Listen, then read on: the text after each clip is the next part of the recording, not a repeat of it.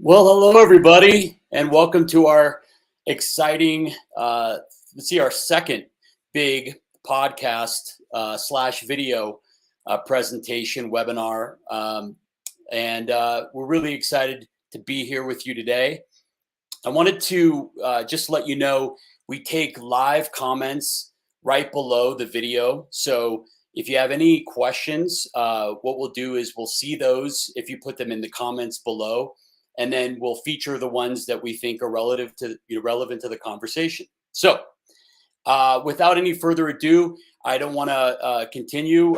Real quick, my name is Rob Ryan. I'm the founder of Gussie's Gut, and we're the sponsor of this webinar series. It's an education for all about dog health and how to create profound dog health. So I'm really excited, first and foremost, to introduce my co-host and the senior advisor to Gussie's Gut, an amazing veterinarian in his own right, and the creator of raw pet food and the barf diets, Mr. Ian Billinghurst. Good morning. Good morning. How are you? It's early for you in Australia. Way too early. I don't think I'm awake yet, but we'll give it a go. Well, that's what coffee's for, or tea. Very good. And I'm really excited to welcome our guest today. When I got my first dog as an adult, his training book was, and I'm a pretty good dog trainer. His dog training book was the first that I got. I consider him the OG of dog behavioral trainers. Welcome, Mr. Ian Dunbar. Hi. Hey, Good Ian. to see you. Good. Hey, hi, Ian. Good morning, Ian. Very long I time. worked 8 years, I think. God, I can't even remember when. It was on a boat. Was it that? Or a ship. That cruise? Yeah, that was cruise. it. When we were trapped on board with all these dog breeders. Yeah, I remember it well. So it was a dog health cruise? Yeah, it was I don't know what the other topics were. I imagine they talked a lot about nutrition and conformation and that sort of stuff. There were a couple of trainers there, but it was mainly, dog breeders and conformation, competitors and such. But it was in the Caribbean. Right on. Which was a great place to be, let's face it. Yeah, it's gorgeous. That's a good orientation. We'll keep it like that. Yeah, that's good. Well, welcome, Ian, and Ian also. Two Ians today. It's been confusing with scheduling this. We go back and forth, and we didn't know whether it was Tuesday or Wednesday. But then, as it happens, it's Wednesday and Thursday. Wednesday for me, but Thursday for Ian. And then I kept saying, okay, so it's 1 p.m. Wednesday Pacific time. Is that correct? Yep. And the reply is, yep, it's Thursday for Ian. So then we had Ian B and Ian D. And so anyway, we're eventually here, and I'm still doing my morning coffee, even though it's 1 p.m. for me. Well, very good. I've just started the morning coffee. Very good. Well, I think what we should kick this off with is probably a good foundational question, Mr. Dunbar. We'll go by last names. There is a difference between a dog trainer and a behaviorist, a veterinary behaviorist. Can you tell us a little bit about what those differences are? Well, you've got three terms there: a dog trainer, a behaviorist, and a veterinary behaviorist. So a behaviorist, I mean, I qualified as a behaviorist when I did my PhD. It's usually a doctorate degree where you observe and quantify behavior. That's it. You just look at animals and write down what they do and how often they do it. You do not ask the questions like, why are they doing this? That would be a cognitive psychologist. Or let's change this behavior. That would be an operant psychologist, more like a dog trainer. A dog trainer trains dogs, which means they increase the frequency of desirable behaviors, decrease the frequency of undesirable ones, put desirable ones on cue, and put the cessation of undesirable ones on cue, as well as classically conditioning dogs to love people. A veterinary behaviorist is a different kettle of fish, and they have a veterinary degree, and then they have taken a specialty in behavior. Now, the whole veterinary approach to behavior has changed radically over the years. It used to be vets had a good, animal savvy because your dad was a vet or your dad was a farmer. And that's the way it was. It was all men and they were all, sons of farmers. Now, of course, it's all women who largely come from urban areas. So we have to teach behavior. Now, when we look at this, the first veterinary behavior group was the Society of Veterinary Ethology, a European group. And I was just a second member interested in dog behavior. And when I came to the States, I noticed there were 12 other members living in the States. I said, hey, let's start our own group, like Mickey Rooney and Judy Garland. Hey, let's put on a show. And I wrote a letter, and out of that was formed the American Society of Veterinary Ethology, which subsequently became the American Veterinary Society of Animal Behavior. Now, when it started, I knew every member, and they were unique in that they were veterinarians interested in behavior who all taught puppy classes. So they had oodles of learning on the hoof and practical experience.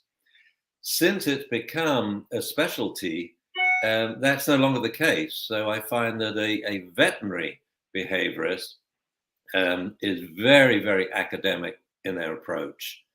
And given a problem, a cat litter box problem, the dog's jumping up, pulling on leash or growling, I would actually put my money on a dog trainer any day than the academic approach. The medical model does not work with behavior. You see, and veterinarians are used to looking at a series of clinical signs. Humans would have symptoms and tell the doctor, but animals had observable signs, and out of this collection of signs, they would come up with a single cause, a virus, a cancer, trauma, or what have you. Behavior is exactly the opposite. You have numerous subliminal causes, like reasons to bite a person, for example, but one behavior, a bite.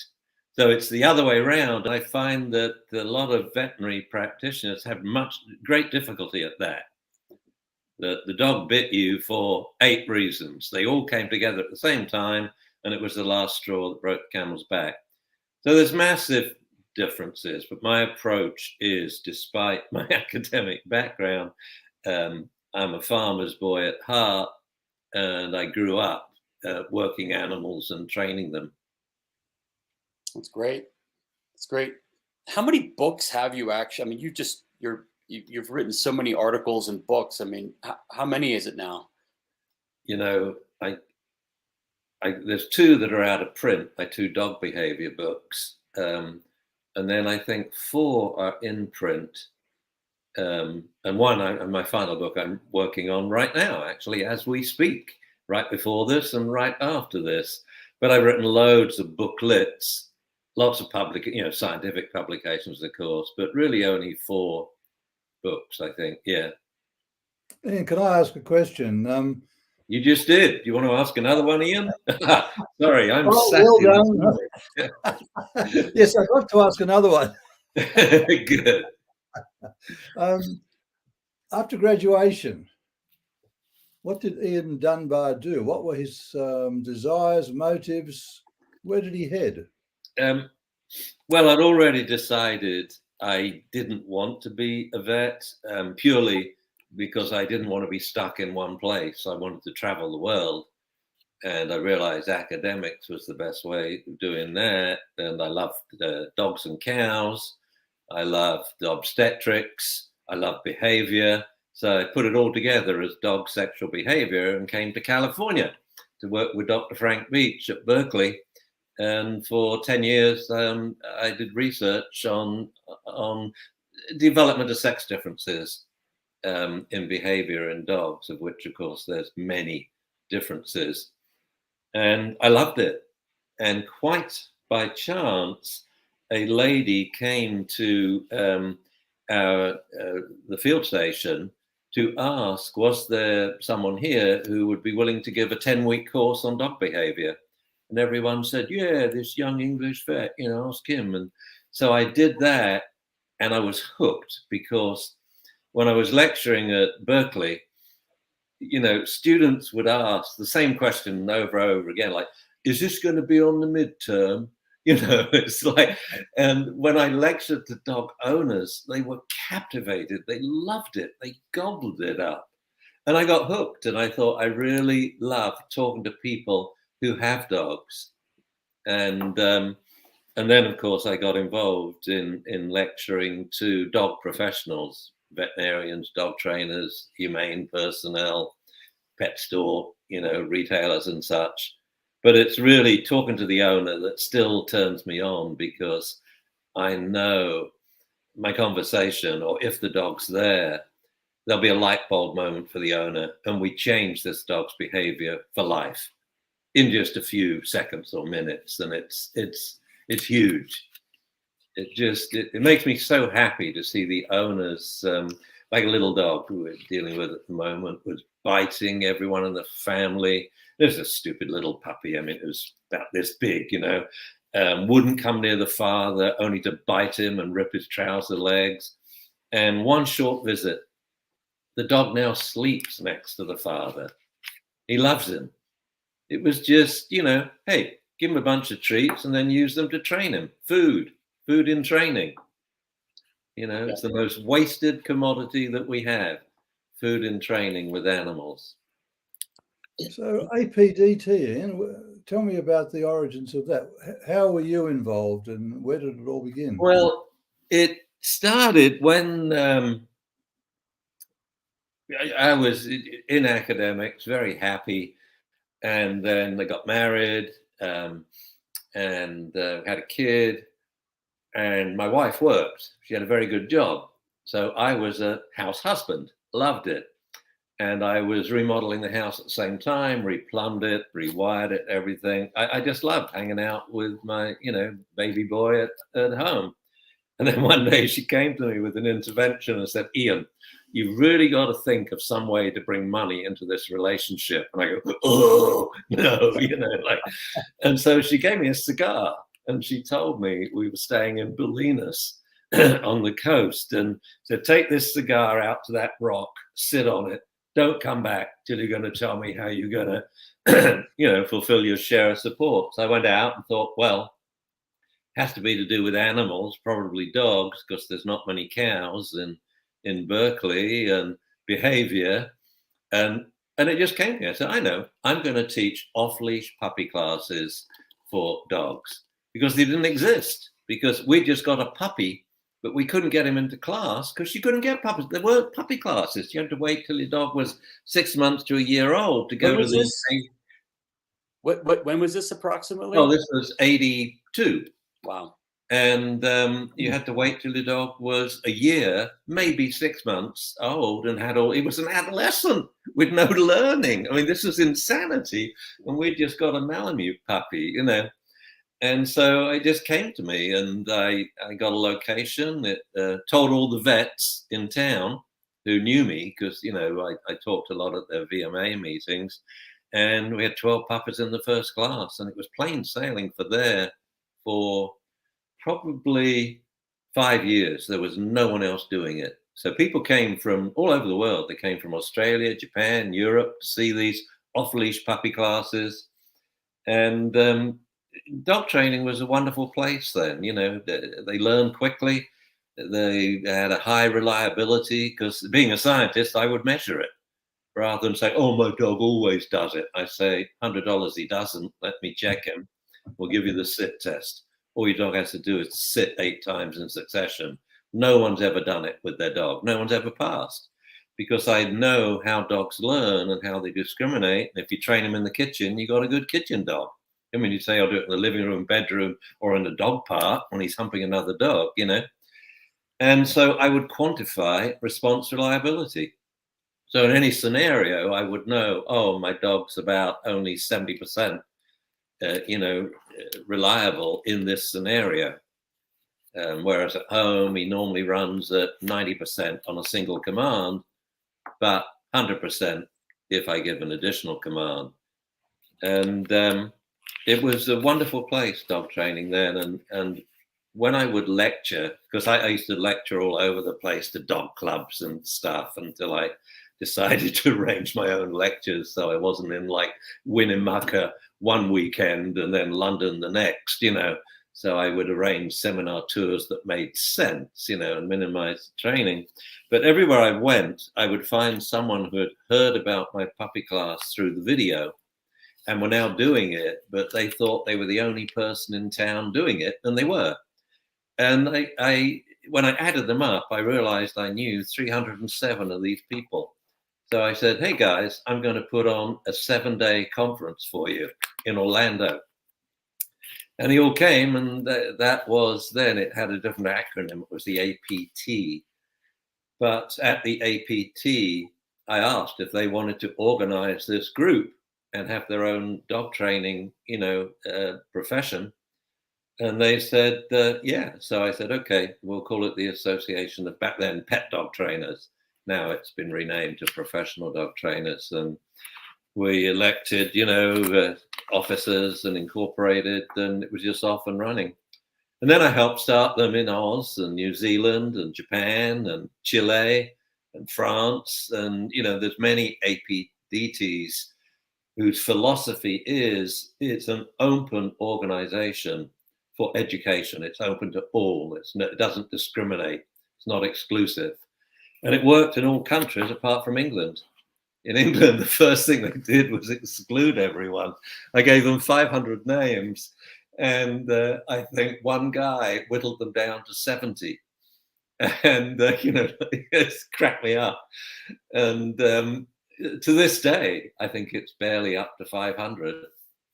So wow. England was an exclusionary organization, whereas the rest of the world had all-inclusive APD. Not to say there's not an argument, there always is, like, oh, you can't join, you're a bad trainer because you use leash jerks or something, rather than who would you want to come to your conference? Someone who's using leash jerks and shock collars, right? So they can learn, number one, how to use shock collar more effectively, so that you use it, then chuck it away instead of have it on the dog for the rest of his life, where you obviously don't know how to work it. And it's not the dog, therefore you're not a dog trainer. By definition, a punishment should reduce the immediately preceding behavior, eventually to zero, therefore no reason to shock. But the dog's still wearing it, are still shocking away, which of course is no different from people who are still giving food treats. They have a bag for the rest of their life and keep giving out food. That to me is not training, that is managing and bribing and, behavior. In your basic philosophy and tenets and training, is that still being maintained, or has it taken lots of different directions? Well, it's very funny you should say that, because right before we started today, I wrote a letter to the APDT and the CCPDT to say we've got to stop banning scientifically proven procedures like punishment and negative reinforcement. And because the new ordinance, a new bill has been introduced in California, and obviously the writer of the bill has no practical knowledge of dog training and no theoretical knowledge, because they think that the words punishment and negative reinforcement are interchangeable, whereas of course they aren't. One is punishment, starting a punishment or presenting a stimulus. The other is taking away the stimulus. Now, in the original definitions, it doesn't say that these stimuli need be aversive. It describes punishment as a stimulus that causes, behavior to decrease in frequency. It describes negative reinforcement as negating a stimulus to reinforce behavior. Yet people assume, because we're humans and we have this knee-jerk reaction, punishment is an eye for an eye. You got to hurt that person. You got to punch them out. You got to put them in prison, But no, if you think of dog training like raising a child, we try to educate them what's right. And when they get it wrong, what do? I would say to my son, oh, Jamie, no, this isn't a place for a tantrum. It's a no tantrum zone. Come on, let's go outside. Then you can have a good cry and a moan. So I would teach him there's certain places or times you can't do this, but above all, I would tell him what to do.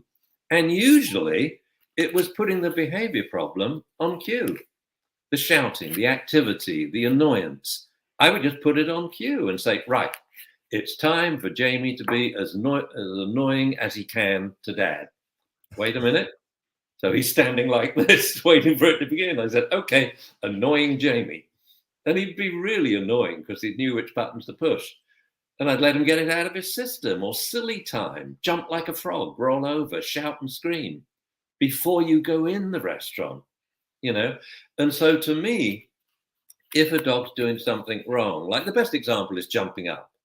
When you think of all the responses to jumping up, knee it in the chest, hold its front paws, squeeze its front paws, twist its front legs, hit it over the head with a rolled up newspaper. That's English. Spray it in the face, stamp on its hind feet, flip it over into an alpha rollover. That was all written in books, and people still do this stuff.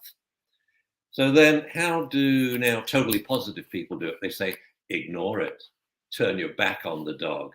I mean, that's equal insanity. The dog doesn't get hurt, but he thinks it's a lark. And I have a wonderful video of my trainer in Japan. Little puppy jumps up, she turns her back on it. So the puppy runs around in front of her, jumps up again. So she turns her back on it. She does 3 complete revolutions. She's pirouetting. The puppy has trained her to pirouette, and he's still jumping up. No, let's just say, puppy, sit. That's it. End of problem. And in fact, the simple word sit resolves a good 90% of annoying behaviors in puppies and children. You think about it. This is your chair, sit on it. Because you're saying, this is what I'd like you to do instead.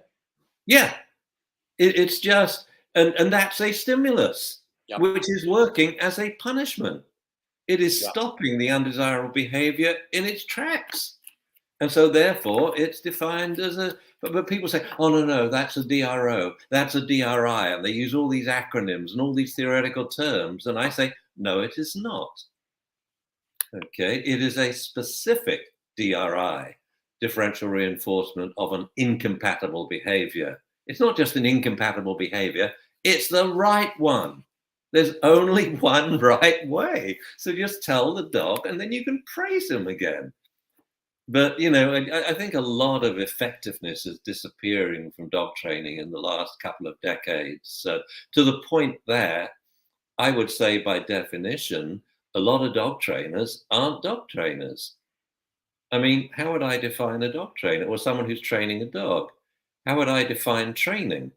Well, behavior is increasing or decreasing, the frequency of behavior or the duration behavior or the speed of behavior in the intended direction. And the number of rewards has reduced to next to 0. We don't need it anymore because the dog's as happy to train as we are. It's like that dancing a tango together. And the number of punishments is 0. That's what training is. Well, if that isn't happening in one session, then we're not training the dog. So I just think trainer is becoming a term as silly as the word breeder. People who can't identify when estrus is going to happen to the day, and they have a lot of dogs that won't even whelp because they've been breeding dogs that don't whelp, artificially inseminating them, and so on and so on. So I think these terms we take for granted, trainer, breeder, are not that descriptive anymore. Having said that, before people jump all over me and like slag me online, I know some incredible trainers. Want to see a good one? Just Google Julie Case. Okay, I would consider her the best trainer in the world. I think it's ultimate canine training. Google her, watch her videos. It will blow your mind. CASE? CASE. Okay. Great. And what they're talking about is, strikes me that everybody wants to make something that is simple more complicated. Oh, yeah, absolutely. And I think because, you see, when you have a young profession, and dog training is a young profession, it only got professionalized when I founded the APDT, and we had, you know, ethics boards and things like this, you know, and professionalism in training, that you don't slag off your colleagues, you know. Sorry, I laugh when I say that, because if you have 10 trainers, they all have a different opinion for how to do it. So there's a lot of disagreement. Anyway, sorry, my laughter just fused my brain there. Oh, that's okay. Well, one of the great places that I just feel like we need to mention is your website, where you just have, I mean, you have everything at that website. It's like the, Ian Dunbar Library at this point. Which The Dunbar Academy one? Yeah. Yeah, because we have another one which, Jamie refuses to acknowledge its existence because it's all free. Dog Star Daily. I really love it because that was our first major website, and developing it with Kelly was a very exciting time. And then with Jamie, but now Jamie decided essentially to digitize my brain, and he followed me around for three years filming hundreds of hours of me lecturing, which makes me happy because when he had done it, it's up there somewhere in the clouds. I felt no pressure to continue lecturing. Oh, hey, that's cool. Yep. There we go. I'll pop it up for you. Yeah, it's just absolutely huge. And the biggest problem with it is people don't know how to navigate it. So just last week, I said to James, I said, you know what we need? I know you have a navigation guide for Dunbar Academy, but I think it'd be really nice if you, Kelly, and I each wrote our own navigation guide, because it'd be very different. Jamie's would be one way, mine would be totally different, and from Kelly's. And so, if they, depending on who they want to hold their hand to guide them through the site, I want them to do it quickly. I want them to learn the easiest, quickest, most effective way. So in the middle of watching this bit of advice, they pause and train their dog to do something he's never done before and go, wow, that was easy. He now stops barking on cue, or he goes to his bed and lies down, or he goes and finds a family member by name, So that's always, I used to call it the 4 E's: ease, efficiency, effectiveness, and enjoyment. That's what training should be, because our client is not us. You see, this was back to the making a mountain out of a molehill, or making something that's so simple, so complicated. We get this in young professions, and as then the profession gets older, because to professionalize it, we have to come up with terms, acronyms, so people can't speak our language. But then we forget that our client was once us 30 years ago, before we knew this, a novice owner making mistake after mistake. And I tell trainers, you must realize your client does not have your experience or expertise. So don't belittle them. Don't take things for granted. For them, it's difficult. And don't confuse them by using ridiculous terminology like positive punishment and negative reinforcement. There's few trainers that really understand what those two terms mean, let alone the average dog owner. So make it really simple. And I guess always, when lecturing, not so much when lecturing at Cal, at Berkeley, but when lecturing or giving seminars to dog owners and dog professionals, veterinarians and trainers, I am directing my lecture to a 5-year-old girl in the back of the room. I want her to understand every word I use so they can really get the principles. And I usually have 3 or 4 goes at explaining anything. So it's simplicity of communication, as if I'm speaking to a dog. I don't say to a dog, now, Rover, do you think you could sit for daddy? That would make me really happy now. I say Rover, which is defined, sit, which is defined. So Rover means, hey, you, canine, listen to the next word. It's an instruction for you. The next word is sit, which means 3 things. Immediately put your butt on the ground and remain there till the next instruction. So 2 aspects of the definition of sit are temporal. Yeah. But people don't realize that. They say, oh, sit, I want to put his butt on the ground. So then I like pretending I'm the dog. I say, okay, tell me to sit. I will be a totally obedient dog because I've read your doggy dictionary. So don't get mad at me because I'm going to, to the letter. So they say, Ian, sit. And I'm like playing with some girl dogs in the lecture, talking to them and stealing their pencil or fiddling with their computer. And then they get mad at me. I said, sit. I said, don't get mad at me. Well, I told you to sit. I said, yeah, I'm going to in a moment. I said, would you like to redefine your definition? They say, yeah. Immediately sit or sit right now. I said, no need to get shirty. I said, okay, I'll do it.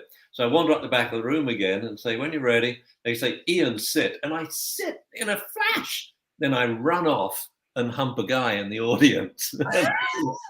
So it means immediately sit and remain there, And so we have to simplify our language to talk to the dog. But once we've done that and taught them a word at a time, English as a second language or Oz as a second language, down under and that, all that. And we can now actually communicate with our dog in a perfectly constructed English sentence, of which my all-time favorite was, Phoenix, come here, take this, go to Jamie, please. And Feeny would run upstairs and then outside looking for Jamie, sit in front of him to deliver a note. We called it Malamute Mail. I mean, what a useful function. And it would say, would always have a joke on the note, like it would say, lunch is ready, come quickly, or it's mine, signed Phoenix with the P backwards and a paw print. Because one day Jamie took his time to come for lunch. And I ain't no mother who's going to tolerate that. I put it in the fridge, I hid it. And then when he came in, he says, where's lunch? I said, I don't know, it's gone. I said, I put the plate on the ground. I didn't lie. There was the plate licked clean by Phoenix. I said, maybe Phoenix ate it. And he's like, you gave Phoenix my lunch? I'm going to tell Mum. And I said, well, I don't know. Go upstairs, see if I can put something together. So I got it out the Tupperware containers and reheated it. But he never came late again. So that was always a recurring joke. Hurry, or else Phoenix will eat it. That's great. We've got we've got quite a few questions, quite a bunch of questions actually now. Let me. We've lost you. I think he turned himself off. I think so. We can carry on till he comes back. Oh, well, if we're still going in 1988, it was 1988. I was invited to go to APDT and to talk about nutrition. Did you have anything to do with that? No, I didn't. That was Kathleen Chin. That for the first 7 years, just 2 of us ran the whole organization and put on the annual conference, Kathleen Chin and myself. And she was a lifesaver. I nearly, organizing that first conference, 7-day doggy extravaganza was, well, a lot of money was on the line and I was panicking, And then 2 people helped me out. Sue Pearson said, build it and they will come. And then Kathleen Chin said, well, do you need a help to get exhibitors? Because that's how you break even, of course, if you got 50 exhibitors. And so I would always do the program with 2 other people, Jane Stevenson and Alan Bauman. They would come to my house and over one day we'd organize the program. And it was divided into thirds. A third were people that our audience wanted. A third were topics that our audience wanted. And then a third was Kathleen's silly choices. And one year she came to me and we got this guy coming to talk about Bath diet. I said, what the hell's that? And it says raw foods for dog. I said, oh, someone's rediscovered it at last. I said, it was only 100 years in the waiting since we learned to can dog foods and basically canning water. And then, making kibble and bagging it, all the various innovations in feeding dogs and making money. So now we've reinvented feeding raw food. I said, no one will be interested in that. as you know, the room filled up. And this was Kathleen. Everything she suggested, I thought, you're kidding me. And everyone loved it. She had a way of picking the topics. But yeah, you launched on the scene. And this was like, a few rural people would know this, of course, you know, how to feed a balanced diet to a dog, because they're also feeding balanced diets to animals. And these may be organically fed animals like grass-fed cattle. Yeah, but they'll still need their salt licks and minerals, you know, and things. So yeah, that was, no, it was nothing to do with me. I thought it was a really silly idea, but it's obvious and it's wonderful. Well, moving on from that question, where do you see nutrition fitting into dog training these days? Well, I think I was just going to say, my brain was going along ahead of you. I won't forget the question. A number of innovations came actually from down under. The first frozen food was developed by a New Zealand guy who was actually a lamb. He raised lambs. He was a New Zealand rancher. And but of course, there were no fridges in pet stores to put it in. But and I was working with this guy. I said, let me promote it for you. But in the end, he did it on its own and it failed 5 years before its time. Then the next big innovation was taking a really healthy food and air drying it. So not freeze drying, you know, not putting in any preservatives and what have you. So you're basically getting that fresh food, but one that is manageable. So obviously we want to feed dogs a food that's healthy. And that to me, as a veterinarian, means a balanced diet. And I would put that number one, a balanced diet. Number two, healthy ingredients. I think most people only think about, oh, the healthy ingredients. I'm eating a chicken that I personally killed, you know, and it's going to eat the whole thing, you know, guts and all. Yeah, it's cool. But, you know, we can't live on chickens alone. I mean, we could, I guess, but because of the contents in the crop and this, you know, the intestine, partially digested food. And so we all want to feed healthy foods and balanced, but we want to feed them, I think, in a healthy way. I'm a great believer, as you know, in long feeding for dogs. That I consider it physiologically and psychologically unhealthy for dogs to eat from bowls, 1 meal a day, 2 meals a day, because it's not healthy physically for their gut to be distended every day at 5 p.m. and maybe at 8 a.m. in the morning. If such a thing happened in the wild, the dog killed a rabbit, he'd struggle, waddle home, and then regurgitate. So, you know, the enlarged stomach, especially for large dogs, is not cool. But psychologically, it steals the dog's raison d'etre, its reason for being, because any wild dog or feral dog would spend his entire waking hours looking for food, scavenging, foraging, and what have you. And that's when you realize what their diet really is. A few blades of grass here, a slug there, a bit of horse poop, you know, and the things that they're really craving for in a balanced diet. And so the notion of raw foods or organic raw foods or quality of the products isn't very practical if it's slimy.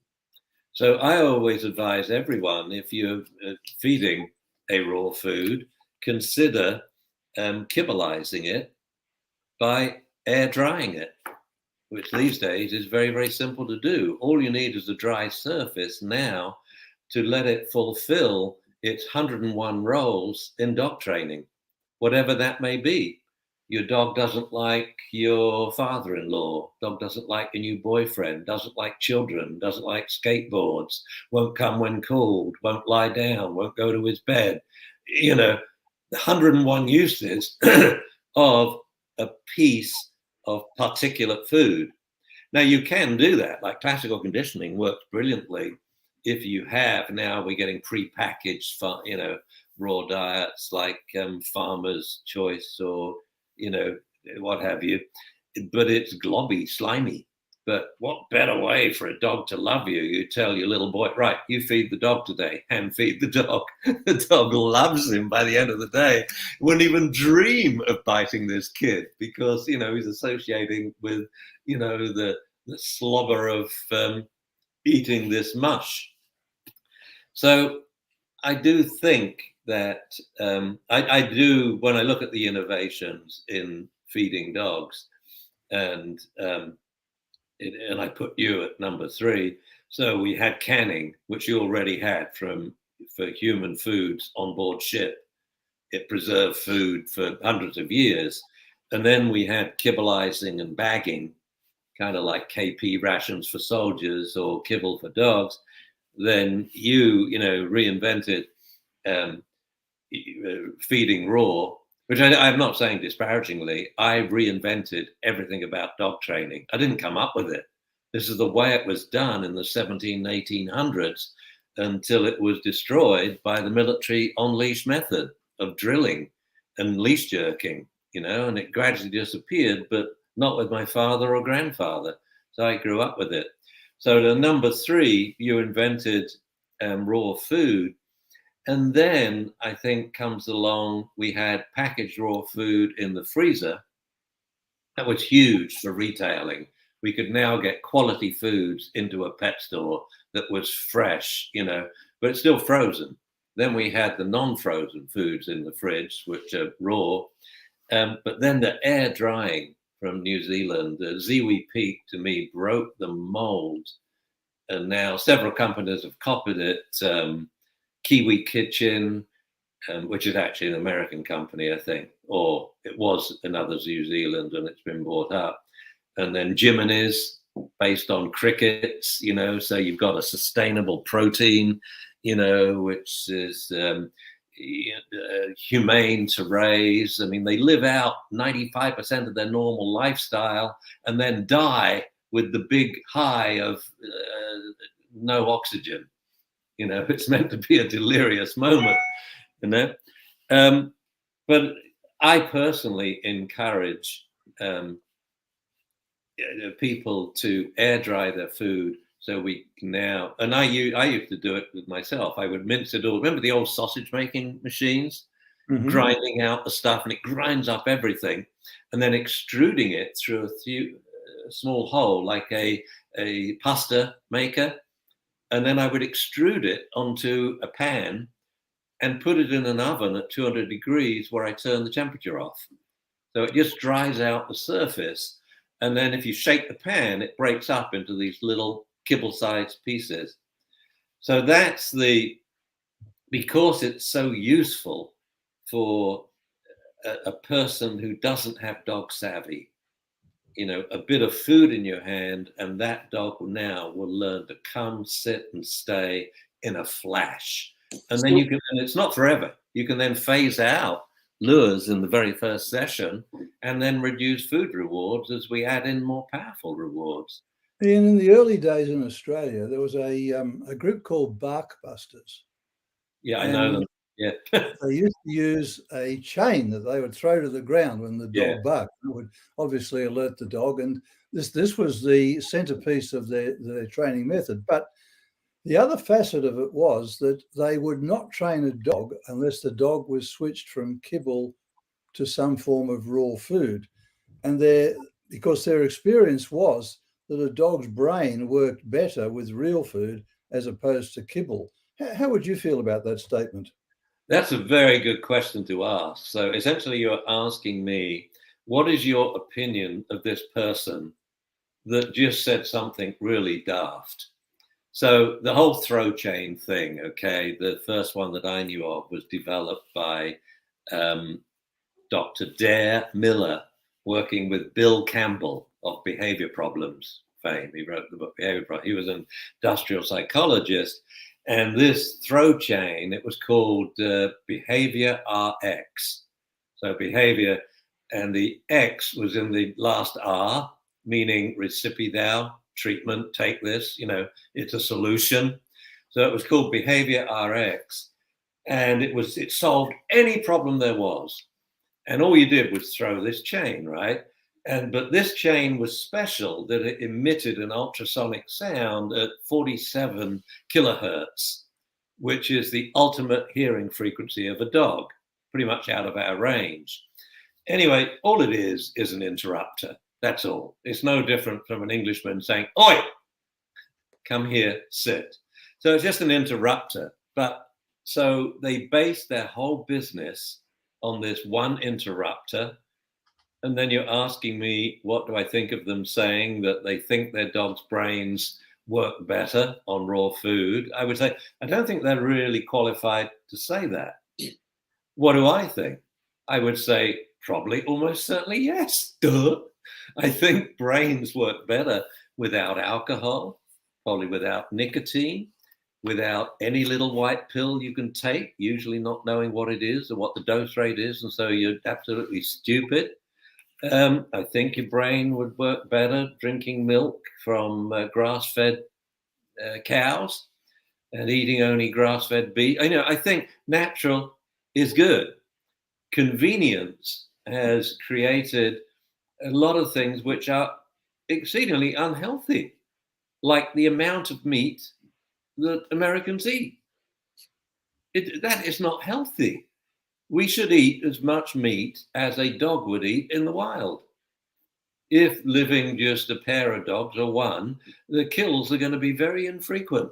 Once a week, once a fortnight, and then they eat a lot of meat, but they're also eating the cartilage, the fiber, and the gut contents, and the gut contents. This has become a bit of a buzzword at the moment, the microbiome. Can you tell me your thoughts on microbiome, fermented food, and brain behavior connection? What do you see in that relationship, if any? Well, same as my personal view about raw diet. Do I think it's healthy? Yeah. Do I think it may improve brain function or the function of walking? Yeah. Joint function, everything. Yeah. So the same thing about the microbiome. Do I believe in it? Yeah. From research that I've read, and I'm trying to think now. I went to a seminar. Someone wrote a book. Was it Animal Farm with PH instead of the F? Anyway, whatever. It was about the microbiome, and especially of fermented foods, that they increase the ability of enzymes to break down the same nutritions in their food, like fermented cabbage or lettuce is very difficult for human digestion to break down.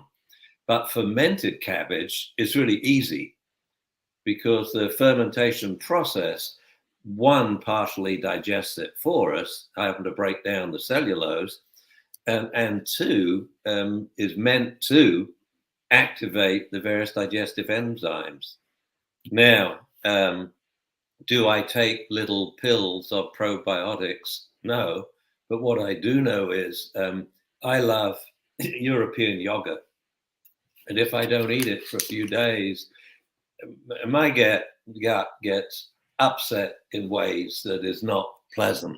I mean, not extreme. I don't have rampant diarrhea, but it's making noises, which is not good when you're mic'd up, but it's rumbling, it's just not a happy stomach.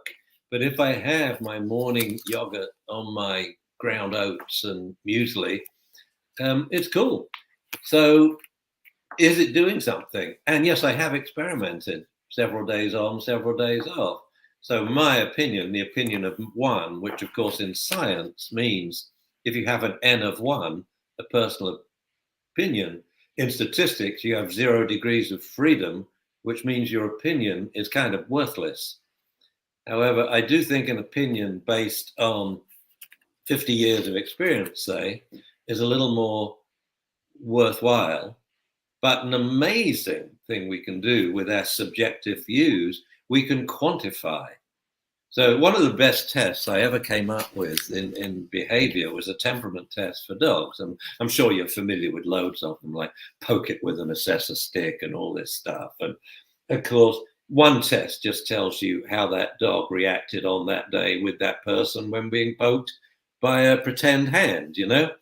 And personally, I wouldn't like that, especially if the hand touched my beer. You know, I'd probably react too.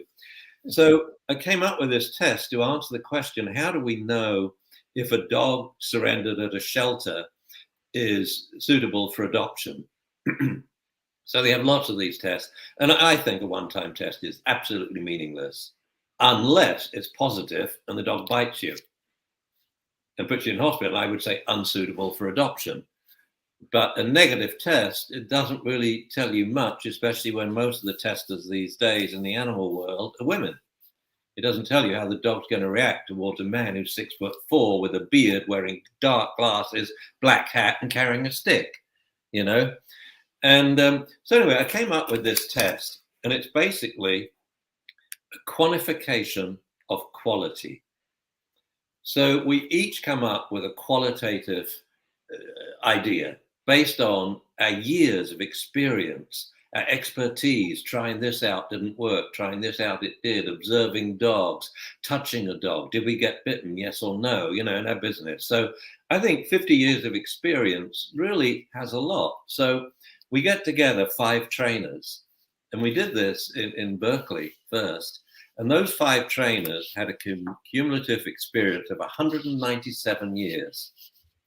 And we stood outside the new input cages, and we put our hands behind our back. We looked at the dogs, and then we went 1, 2, 3. That means nothing will get me in that cage with that dog. This means, yeah, I'm willing to go in now. Now, the interesting thing about this was it was almost entirely unanimous. So 5 people are making a qualitative decision, but it's yes or no.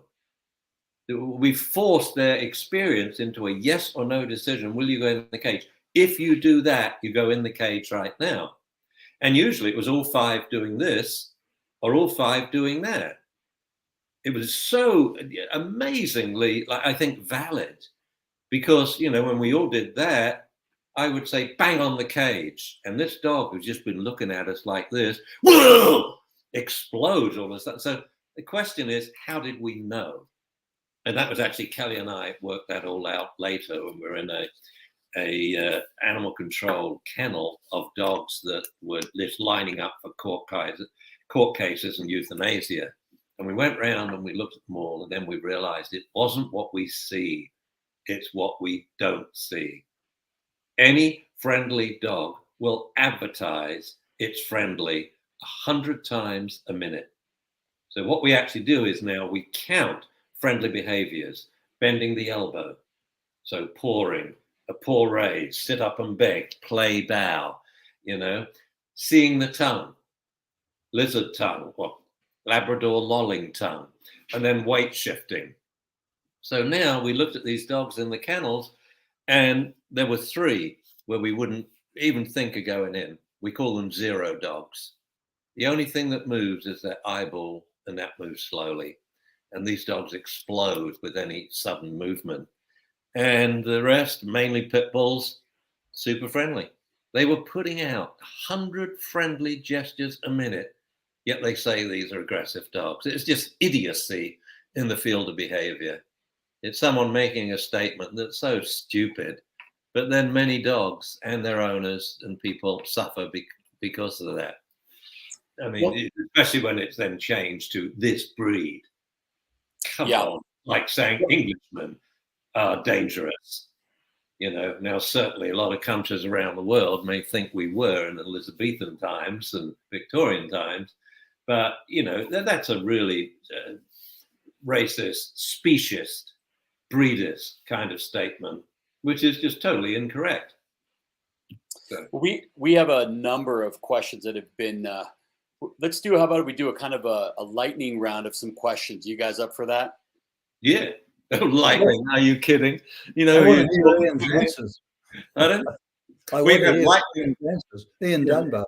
So we have lightning questions. I don't know whether we'll have lightning answers. Let's try this one.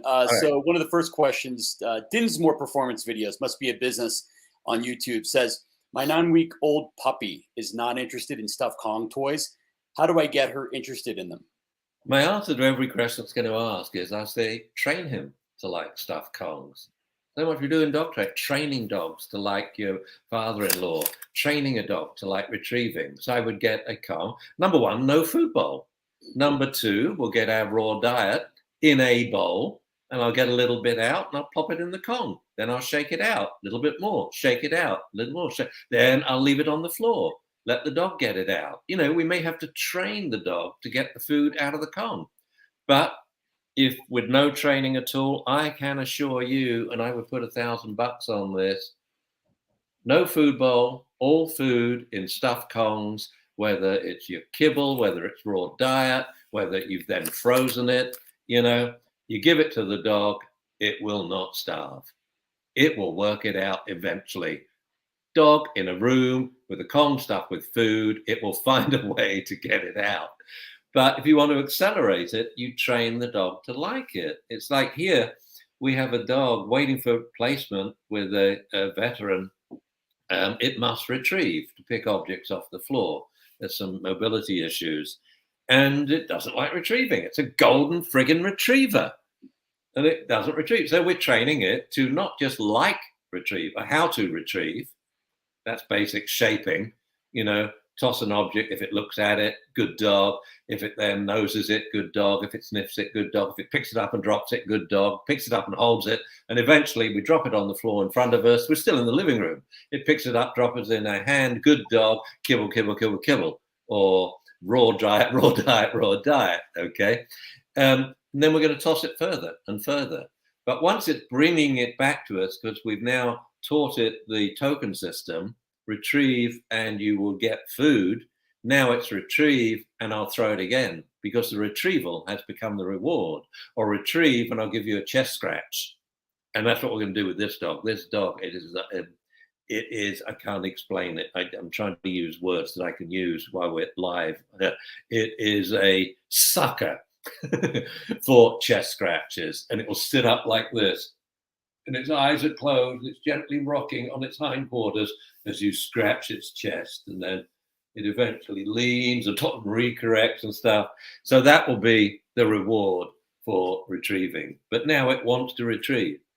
So much in training is teaching the dog how, and then 90% motivating the dog to so want to do that, that itself becomes the reward. Walking by your side becomes the reward. Of course, you know, it's just amazing how people think of training that I want my dog to heel by my side, sit, down, sit, and this. Look, I want my child to walk by my side and to voluntarily hold my hand. I'm not going to jerk him. You teach them what you want them to do and then motivate them to really want to do it. Hey, Jamie, you got a great idea. Fancy walking to the ice cream store? Well, you know that only children that can walk and hold daddy's hand can get ice creams. There's a new rule at the ice cream. I'll tell my kid anything to get him to want to do it. Great. We're almost a little bit of time, but if everybody wants to stay with us, we'll try to get through a couple more questions. Are you guys up for that? Oh, yeah. Yeah, I thought it was working well. 75 minutes and only 58 has gone by. Good. And we've got Ian out of bed. We may as well keep him awake. That's right. Well, Charlie says, do you see or believe a high carbohydrate-based diet can negatively impact behavior? The breakdown into sugar insulin spike can't be great, right? Absolutely not. So I love questions where they answer their own question. High carbohydrate is just bad, bad, bad for people as well as for animals. Natural foods. What are natural foods? When are they in season? Yep. That's great. All right. Well, that was a great answer. I love it. Yep. So let's see the next one. Here we go. This is from Peter Dowdle. What is the best way to manage dogs that are red zone reactive to other dogs? To classically condition them not to be reactive, but we have to do it bit by bit. You know, I have a great video. I just did it on actually it was the Australian New Zealand combo group pet summits. You can still view this. I think it's still purchasable in the long tail. And it was, what did I call it? Bark to Park. Yeah. He went from barking and growling and being thrown out of his dog training class to going to the dog park for the first time in 3 sessions. So I really accelerated the dog-dog reactivity. So that means you've got to learn to classically condition, binary feedback, and operantly condition at the same time. Because so many people will say, well, I can't reward him, he's growling. I don't give a damn. Classical conditioning always wins. And if he learns to like other dogs, he won't growl. He won't have any reason to. So you've got to accelerate it. You've got to do it safely. The best place to work is 50 yards away from a dog park, outside a dog park. And you go there for an hour a day and have lunch. Each day, you eat your lunch a little bit closer. Couple of weeks, your dog won't be a red line reactive dog. You know, to me, they're just react. What does reactive mean to me? A stimulus changes over there and your dog reacts to it. I mean, that's what we all do. We all react to stimuli, hopefully, unless it's so early in the morning, we're barely functional. And so words help, sit helps, 2 steps backwards. So we teach in the same, that Pet Summits talk, I showed using a dog that had an over-the-top play style. When you walk every 25 yards, you want to stop, take 2 steps backwards, and have your dog come and sit. What you've done there is you've turned your dog's back on any approaching dog or person. So you've got to get this down so it's absolutely reliable. You do it every 25 yards when walking. Come sit, and then I pull out a mega secondary reward, a tug toy.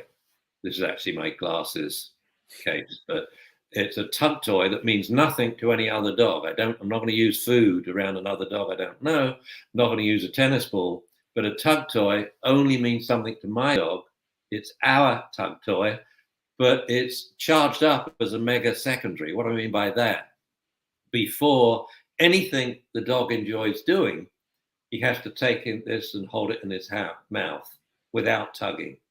So it's off, take it, good dog, on the couch, good dog, chest rub, good dog, I throw a tennis ball, good dog, say hello, sniff that dog's butt, or good dog, eat your dinner. So this means it's $1 million check to a dog, but it's actually worthless. It's what it means. So come sit, take the tug. We keep doing this. So when you do encounter a dog, you turning your dog's back to the other dog, so your dog is not eyeballing the approaching dog and threatening it. So the other owner doesn't get upset. Because also often this stuff is fueled by the owners, the owner who thinks their dog is redline, the other owner who's scared of dogs, especially pits and rotters and all the breeds that have reputations and stuff. So they get upset, so their dog gets upset. Now your dog gets more upset. So, you know, it's a vicious circle. Before we know it, both dogs are lunging and barking on leash. So we've got to stop that. The next tip I would give, and then I would say, no, if you really want the solution, go to Dunbar Academy, and you need to, there's a lot to say that I can't say in a quick answer, but troubleshoot it. Do a routine we called concentric greetings and pass-bys. Get a group of friends, 5 of them have dogs, they walk around the block this way, you go the other way. So now you're going to encounter 5 people who know what to do with their dog that you know is friendly. So when they see you coming, they sit their dog and you're going to walk by. That's all you're going to do. The first lap is terrible. It's a disaster. 3rd lap, we're getting somewhere. 5th lap, it's brilliant. Your dog now happily walks by these dogs when he sees them the 5th time, and loads of praise, loads of food. If you're still feeding, undried raw, then you need a big plastic bag and you're giving the dog on there. Every time he sees a dog, he gets a handful of slobbery food. And the connection's made. I'm not sure about other dogs, and especially their people, but God, I love it when we meet them on the walks. My stomach was beginning to gurgle. So the association, the classical association, is seeing another dog and getting tasty food. Great. This is a question for both of you. Jackie Sanders says, hi, what is the best way to wean giant breed pups onto raw at 3 or 4 weeks of age? I'm sure that's not 3/4 of a week of an age. Yeah, 3 to 4. You just start doing it. I would mush it up so it's mush and there's no bone chips in it or anything like that. But it's just mush, and they'll start working on it because as they would other mush in the environment, which of course would be mum's poop. The postpartum poop is very loose, and that's usually the first meal that mum cooked for me. Which answers another question: why do dogs eat poop? Well, one, because it's usually nutritious. Most dog poop is pretty much the same as what came in the front end. It's undigested grain that went in the front end, not so much these days. And so there's a lot of nutrition in various kinds of poops. Anyway, I digress. But yeah, just get a little bowl, let the puppy put his paws in it, lick them, let him do his thing. But there's no hurry, especially not if he's still at the kennel. He should, there's plenty of milk he should be still having. Anything to add to that, Ian? My experience is a bit different, Ian. And I wrote about this in Grow Your Pups with Bones. Before the pups are even sometimes without teeth, but maybe they're just starting to cut their teeth, I'll throw in whole raw meaty bones, such as chicken wings or even a lamb shank or something like that. This applies to all breeds. And what they do is they start to rip and tear at it. They get to smell it, they get to taste it. They're not going to eat a lot of it. They're certainly not going to eat the bone because they can't get to it. But it gives them a lot of isometric exercise that they get right from the word go, that they're pawing and ripping and tugging and fighting over it with their siblings. And of course, sometimes you have to take mum away at this point because mum wants the bones anyway, and she will sometimes challenge the pups for them. But if she's okay with it, then you can leave her there. But what's happening now is that they are getting used to the smell and the taste and so on. And then maybe when they're ready to actually ingest some of the bones, then I will present it to them ground up so they can actually eat the bone and the cartilage and the tendons and all the rest of it. And then it becomes nutrition, not just training to get used to the dogs. But actually, just to advertise this, this is all described in my book, Grow Your Pups with Bones. Yeah, no, I would totally agree with that. It's another, slow food for dogs. There's nothing like, I actually still have the cow's femur that I bought for Omaha when he was 12 weeks old.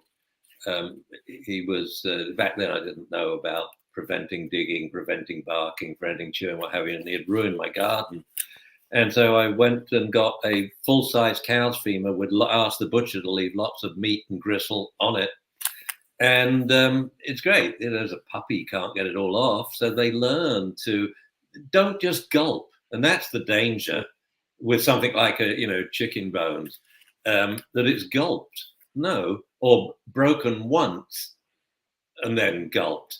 Take your time, relish this. And it's meant to be enjoyment eating. We could learn as humans. We're not meant to eat standing up. Checking our email. We're meant to sit down and chat. I went to the city in Italy where the notion of slow food originated, and the meal took 4.5 hours. It was brilliant. And we just chatted, Amazing. That's great. It also takes a long time to eat your meal in Australia. They Robert. You lose me? Nope. Oh, I think we lost him. We lost Ian. There we go. Ian's back. There we go. You're back. Okay, let's go with a question with Terry Hayworth. How do I keep my 6-month-old puppy from biting my pants, feet, shoes? You've never gotten this question before. Never heard this question before. This is nice. Well, this is a good one because it embodies 2 answers in the same question. So leave it command works sometimes. Good. That's a start. Make sure leave it or off always works. And how are you going to teach that? Play a game. Your dog wants to play a game because you're boring. You won't let it do anything. So let's play the off, take it, thank you game. With what? With any object you like. With a stuffed animal, with a tug toy, with a tennis ball. Off. And we teach that all in unreward training. No punishments, no instructions. We just say off. And we wait for the dog to pull his muzzle away. Ignore everything he does. And when he does, we say, good dog, take it. Next, we wait for him to keep his muzzle off for half a second, then a full second, then 2, 3, 4, 5, 8, 10, 20, and so on. Okay, off, take it, and thank you means drop it in my hand for a bit of a handful of globby raw diet, okay, or a bone with meat on it. And so we teach the dog in a game. So now we can use that as an instruction, which serves as a punishment, because it communicates to the dog, there's lots of things you can grab and even tug on, like the tug toy, but not my trousers. That is very dangerous. And if you just talk to your dog like that and you said, leave it, I mean it. It's really dangerous what you're doing. My trousers have no feeling, so I can't tell that it hurts, but it's too close to my shins. One day you'll bite me and then you'll be in trouble. And I talk to the dogs like this, and they think, oh, Ian's gone into serious mode. Don't know what he's talking about, but I'll leave him alone for a bit. Then I say, come on, let's play with this, with a tug toy. They've got to tug on something. So you may as well, and around here, we teach children to do it.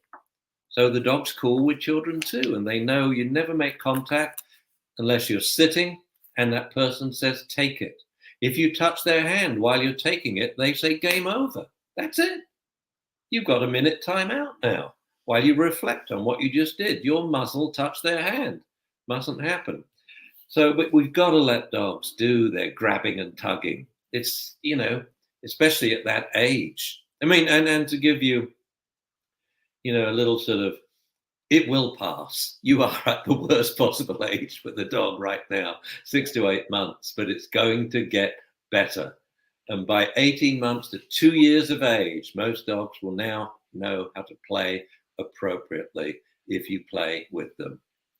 So one of the great breakthroughs I had in training, and this came from a real-time conversation with my dog about behavior problems. It's in my How to Teach a New Dog Old Tricks book. And it's a dialogue between me and the dog about behavior problems. And the dog says, problems? What problems? Barking's no problem. It's what we do, and this dialogue. Anyway, I was going to say about my books. You can get them all for free if you go to Dunbar Academy, and it's in the free course collection. There's a lot of courses are free. And there's one that says something like downloads. And 2 of the books are available there. We're going to put the other 2 there as well. So all my books are for free. We don't buy books anymore, obviously. We don't even now buy ebooks online. We stopped doing that 5 years ago. Now we just offer them for free. How the world has changed. So yeah, play with your dog to teach him manners. Great. And you think about it this way, the only way you can teach a dog impulse control is by managing his impulses, whatever they are, jumping up and down, eagerness to greet you, barking, howling, No, you just got to get the dog to wait for a bit, then let him indulge when appropriate. Great. Well, Angie Russo has a question about probiotics. Would adding additional probiotics be a benefit, or would feeding 1 meal raw or home cooked and 1 meal kibble canned per day be beneficial? Well, the raw bit, yeah, that would be beneficial. I'm not so sure about the rest. What would you say, Ian? Well, I say as much as you want your dog to be healthy, then feed it raw. And if you want, on one day you don't like your dog and you feel you want it to be less healthy, then feed the kibble. If that's your feeling. Otherwise, it's a good idea to feed real food all the time. And the other thing I noticed too in America when I was over there, I would see these people in the audience, and it was quite clear that they were carb addicts. And I said, well, this is probably good. You're going to die fairly young, and I know you love your dogs. They're going to live for a long time if you feed them raw. So this might be a good time to marry these two modes of feeding up so that you don't find yourself bereaved of your dog at an age when you really want to have that dog around. So I hope they got the message, because the hidden message in all of my work has been, or the hidden agenda, is that people would come to me in the surgery and say, this is really making my dog healthy. I say, yes. Does this apply to me? Oh, yeah. Yes. It is, it is really scary that I often wonder how people get out of bed and get dressed in the morning when they say some things. Now, I don't mean this disparagingly. We all have our cognitive domains of, extreme intelligence and less so. And for me, it's buttons that operate electronics. I'm just scared of them. I grew up in an age where you were told you never press a button because it did stuff. It started a machine, like a thrashing machine, or turned on we were forbidden to touch the TV, Anyway, That's great. It really is. You listen to someone who's berating you about dog nutrition. At the same time, they're stuffing their face with carbs. And it's the same message I have. It's nothing about training a dog. The message I have about this is how you should interact with other people. They're not your enemies. They're friends, they're family, they're colleagues, and just learning how to influence their behavior by reward-based techniques will change your life for good, because we as humans are so freaking nasty to other humans. It's horrible. So we got the same, reason for doing this stuff. But you've made a lot of dogs happy along the way, Ian. You've made a lot of owners more aware along the way, and particularly this owner. I have a wife who naturally does much of what you say, and I was actually I noticed along the way talking that we did not, as young veterinary students, have any behaviour training in Australia at all, but we were mostly people from farms and people who had raised dogs, and it was just something, or just loved dogs and had interacted with them for much of our lives, and it was just something that came naturally. Yeah, the demographics of veterinarians has absolutely changed, with rural to urban and male to female. In fact, as guys, we have lost so many animal professions. All trainers used to be men. Now they're mainly women, and so on. Right the way through. Anyway, the question that came up about testicles.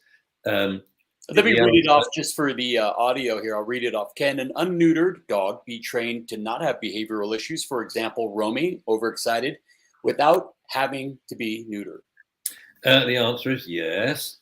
I once got taken off a radio program in Louisiana when I answered this very question about neutering and roaming. And I didn't realize it was a religious station, but they came on and took me out the studio. And I said, why? What's the dog doing? Roaming on his wheelie testicles? It's like, you think taking his testicles off will stop him roaming? No, the only thing to stop him roaming will be supervision, guidance, training, a fence, a door. From a scientific viewpoint, though, dogs as mammals are dissimilar from any other mammal on this planet, with humans being the closest ones to them, in terms of how behavior and temperament has been emancipated from testosterone. In nearly every mammal out there, if you castrate them, they turn into a different animal, different looking for lions than grizzly bears, gorillas, no silverback, no grizzly in the grizzly bear, no lion's mane. These things are testosterone dependent. which is why I remember once also for a program, they were saying, oh, we don't want to castrate him because he's meant to be a grizzly bear. I said, then give him replacement dihydrotestosterone. That will affect the physical characteristics, but not the behavior ones. But it's why we castrate male horses, male pigs, male goats, male everything, male cats. It gets rid of a lot of their secondary sexual characteristics, those governed by puberty and the appearance of testosterone. In dogs, it's not the case. I mean, we did all the original research on this, and you castrate a male dog, he can still mount. He can still do the whole thing. He can still lift his leg, and usually does. And so we looked at the time course of this, and what happens is that the hypothalamus of all mammals is sort of pre-programmed to be female. Well, if you have a Y chromosome, that will affect your pituitary, which then hypothalamus, and then your pituitary, which then affects the gonads to develop into testes instead of ovaries. So then we get testosterone, which feeds back on the hypothalamus and masculinizes it. First, it decycles it, so we're not having sexual cycles, but it then causes loads of changes in behavior that may not appear until puberty. Now, in most animals, those changes only happen at puberty if they still have testicles on, if we still have testosterone in the blood. With dogs, no, you can castrate them the first day they are born. And a lot of the dogs will still develop male leg lifting postures and mounting behavior. The behaviors are more sensitive to environmental influences, like with leg lifting, am I at home or away? You know, am I going on a walk or am I in my own backyard? But they are very, very different from domestic cats and bulls and boars and billy goats and so on. So, and it is why very early in my career, when I selected, I wanted to get a puppy and I didn't know what to get, but I was now lecturing an awful lot around the world about dog behavior. And I thought, well, I'll get a big dog, a male, with testicles on. Now, I'd fallen in love with Malamute, so I looked around and found a Malamute breeder where they had this very pushy, some might say aggressive male Malamute, and he just had a litter. So I asked him to pick the pushiest male Malamute from this litter, and that was Omaha. And he was indeed pushy. And he taught me an awful lot of stuff. And I changed a lot of things I did in training because of him. Because I realized that a raised voice or a grab wasn't going to do it. It was not only not going to do it, it's making it worse. And so, you know, I learned a lot of really neat techniques with him. But I never had him castrated because I knew everyone would say, oh, yeah, but he's castrated. I'd say, no, why don't you go around, get on your hands and knees behind him and touch his testicles. And when the veterinarians would do it, I used to do it as a demo in vet seminars. When the vet's on the ground cradling his testicles, I would do this to Omaha and he would go, boo. So this was his signal to growl. Oh, they immediately let go. I said, no, he likes it. He always growls when he likes it. And I would use it as an example of why would you ever think of touching a 110-pound male Malamute that you don't even know? That's a liberty. My grandfather always taught me to touch an animal is an earned privilege. It's not a right. And if you think you can go up and touch any animal right away, you're going to meet your comeuppance one day. Those horses' hooves will have you sailing over a 5-bar gate. Or you're going to find you've got a horn stuck in your side. Or the tomcat has bitten you. You know. And so anyway, yes, of course he can. But we got to teach him. See, people give up with instinct. Here's a lovely instinct story, right? This is an Akita owner, and his dog humped a lot. So I said, he lived in New York. I said, I'm giving a workshop in Saratoga. Bring your Akita along. So he's there in the audience with his Akita, putting a lot of the breeders, on edge because they knew he was an owner and not a breeder. And I talked to him in the lunch hour.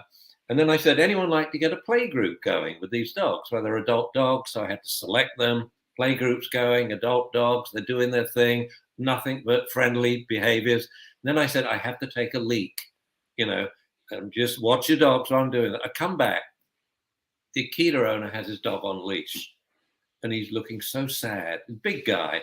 He's like a child where someone's thrown his ice cream on the ground, I said, what's wrong? He said, they won't let my Akita play. I said, why not? He said, well, he's mounting all the time and it's upsetting the dogs. But you said mounting was a normal behavior. I said, well, it is, John. It's perfectly normal. I said, look, let me explain it this way. Talk about the owners here. What do you see? Describe them. He says, well, they're all women. I said, all right, describe the women. Age, what are they wearing? What do they look like? He said, well, they're mainly middle-aged and wearing like dog clothes, but few of them are real, good looking. I said, precisely. I said, and between you and me, and this remains between you and me, I would really like to hump them, but I don't, because it's socially absolutely unacceptable, in public and with a woman I've never met before. I said, but you can't tell me I don't have sexual urges. I do, but I'm controlling them, and your dog can do the same. You can control him with a single word, sit. And I have this lovely, the video I was saying about the come sit, remember, with the secondary, mega secondary reinforcing tug toy? That dog was Jambo. And in the process of filming this footage for the dog reactivity thing, he mounts other dogs 4 times, and he holds up 3 fingers. Luckily it was off screen, you couldn't, then he holds up 5. So I had it on video, playing with other dogs, a little over the top, then he starts to hump. And as I'm filming, so not only am I training the dogs, I'm filming what I'm doing, and then I start training Jambo. I say, Jambo, off. Just like that. I've got it all on camera. And he goes, oh no. And he dismounts, then he has to come over to me and say sorry by licking my face and the camera lens. And then I say, all right, you're a good boy, it's all right. So, and I want to show this unedited, so the camera is wobbling, to show that this is what I really did. This is not edited footage. So I say, okay, you can go off, Jambo. And I'm filming again. 4 times in a row, you see me verbally cue dismount from hump. It's, you just do it. But people give up. They say, oh no, I got a high drive dog. So you need high drive training to control this dog, or maybe the dog's too much for you, or it's instinct. Yep, it's instinct too. As it is instinct for all dogs to say they're friendly when greeting unfamiliar dogs and people, if they have the confidence to do so. Well, this has been great, and we are over time, but everybody's been very happy with the Q&A, and we got a couple questions we haven't gotten to, and I'll try to get those answered on both Facebook and YouTube for everybody. Thank you both, Ian, Dunbar. Thank you so much for today. I thoroughly enjoyed it. Thank you, Rob, for organizing all this effortlessly. Ian, mate, it was so good to see you again. And you, Ian, I just love listening to you talk. No matter where or how, I learn so much. Thank you. And we should do another cruise and just us and beers. And most of all, I'd like to thank all the people out there listening to this. I don't know who you are. I can't see you. It's kind of weird. I'm stuck with Rob and Ian here, but thank you very much for listening. And I hope you've enjoyed it. I certainly have. When I do this, it just exhilarates me so much. I go straight from this to my book, and I should be writing like a maniac now because my brain is full of ideas. So thanks. Let's do it again. That's great. Don't forget to go to dunbaracademy.com, everybody. Mr. Billinghurst, Mr. Dunbar, have a great day. Thanks, Cheers. Rob. Bye. Cheers. Bye-bye.